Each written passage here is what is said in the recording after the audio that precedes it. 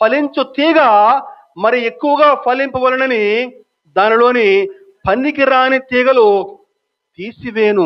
దాని అర్థం ఏంటని చెప్పానంటే, నీ యొక్క ఆత్మీయ ఎదుగుదలకు అడ్డు వచ్చేటువంటి ప్రతి అంశాన్ని కూడా ఆయన తొలగించేస్తాడు. ఆత్మీయతలో నువ్వు డెవలప్ కాకుండా అడ్డుపడే ప్రతి అంశాన్ని కూడా ఆయన సరిచేస్తాడు. ఎందుకని సరిచేస్తాడు? నువ్వు ఇంకా ఫలించాలని చెప్పని. ఎలా సరిచేస్తాడు? నీ జీవితంలో కొన్ని శ్రమలు అనుమతిస్తాడు.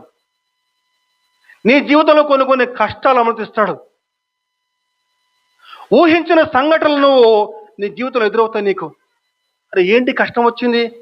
నేను దేవునిలో విశ్వాసంగా ఉంటున్నాను కదా, ప్రతి వారం కూడా మందిరానికి వెళ్తా ఉన్నా కదా, ఏంటి కష్టం వచ్చింది నా జీవితంలో? ఒక నిజమైన విశ్వాసి ఏం చేస్తాడని చెప్పంటే, ఆ కష్టం వచ్చినప్పుడు, ఆ శ్రమ వచ్చినప్పుడు తనలో దేవునికి ఆయాస్కరమైన అంశం ఏదైనా ఉన్నదేమో సరి చేసుకుని అంశాన్ని తొలగించుకుని మరింత క్రమశిక్షణతో దేవునిలో ఎదిగే ప్రయత్నం చేస్తాడు.